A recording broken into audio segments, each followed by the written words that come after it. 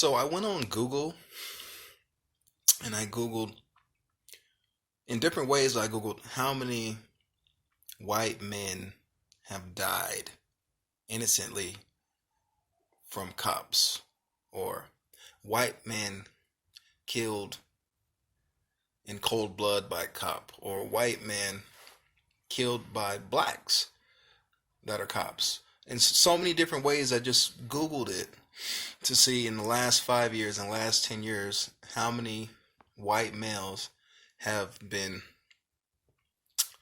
brutally beat down, brutally killed, murdered, videotaped.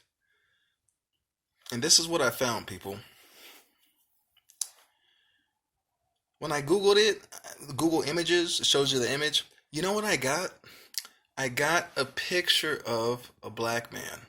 There was there was one picture that came up of a white male, and he was like a serious criminal. He was an habitual criminal. He's done a lot of bad things, and so that's not what we're talking about. We're not talking about people doing bad things and being punished for their crime, or people doing bad things and eventually being convicted. We're talking about innocent human beings, innocent people, um, getting killed. I mean, that's quite frankly, when you step on someone's neck, yeah, that's what happens. When you put all the pressure.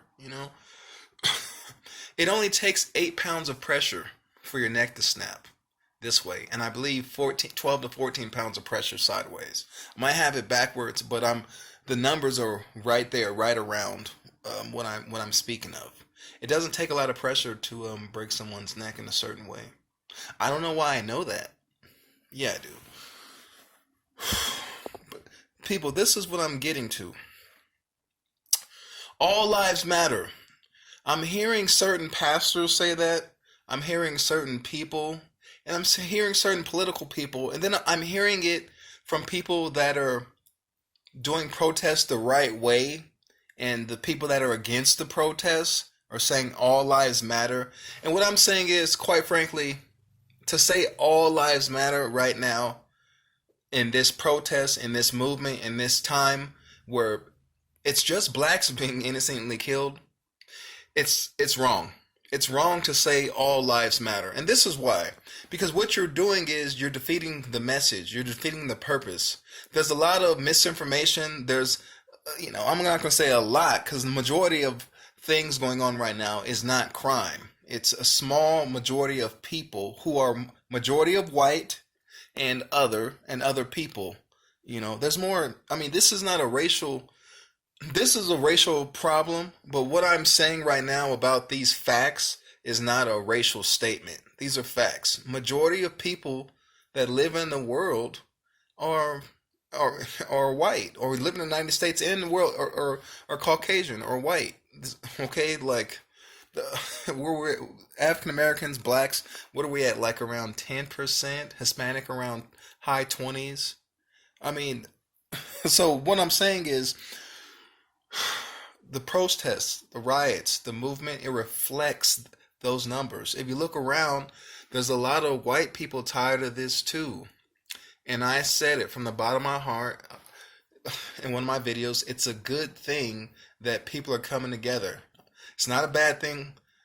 It's not a bad thing people are coming together. What's bad is the crime, the looting, you know, that type of thing. I'm against that, but I'm for people coming together with a plan and a strategy to say, hey, we want to see film. We want to see tape on these incidences. We want this injustice to stop. I'm all for that.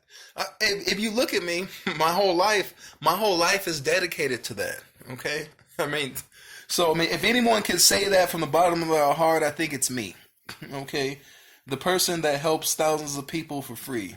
The person that helps homeless and at-risk youth for free. The person that helps senior citizens. Just look at my life, okay? Do some research. What I'm saying is, this video is about this.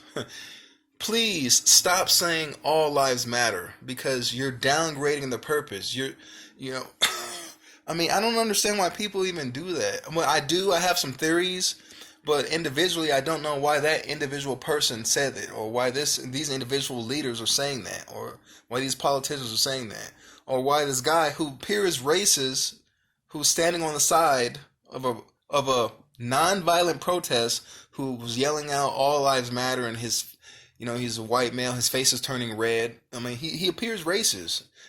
I'm like, man, is that what we're doing? Wow.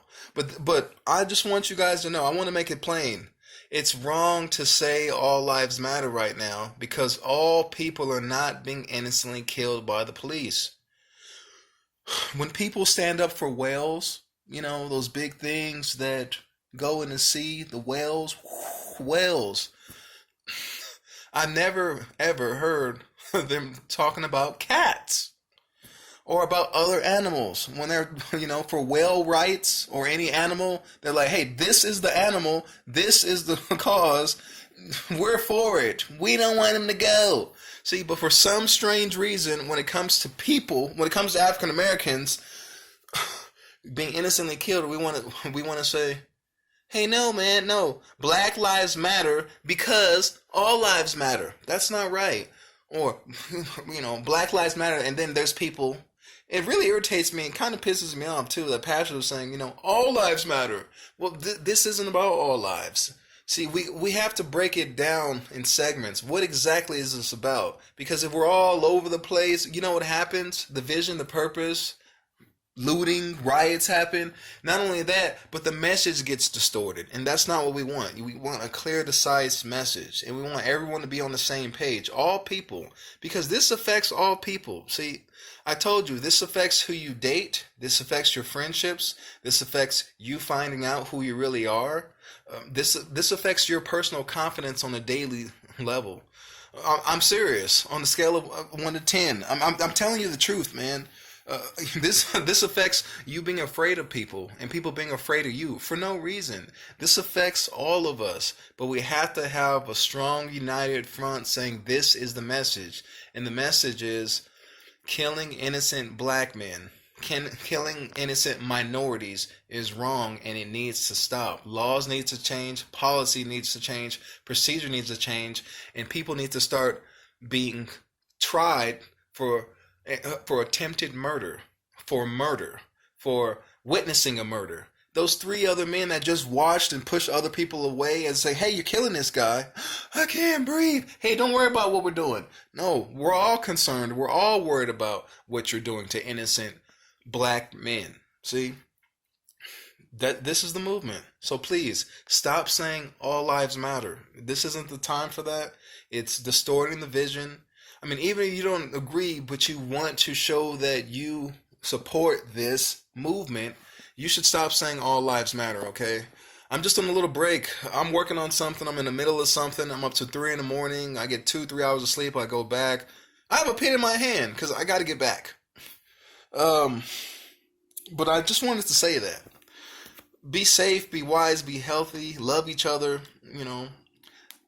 Everyone rioting, protesting, everyone with the signs, have a plan and a strategy. And if you want to make this effective, you want to have a petition. Here's a little tip. You want to have a petition and have your mayors, your governors, your politician, your district attorneys. You want to have people with power, influence, and authority sign your petition. And the petition should be something like this.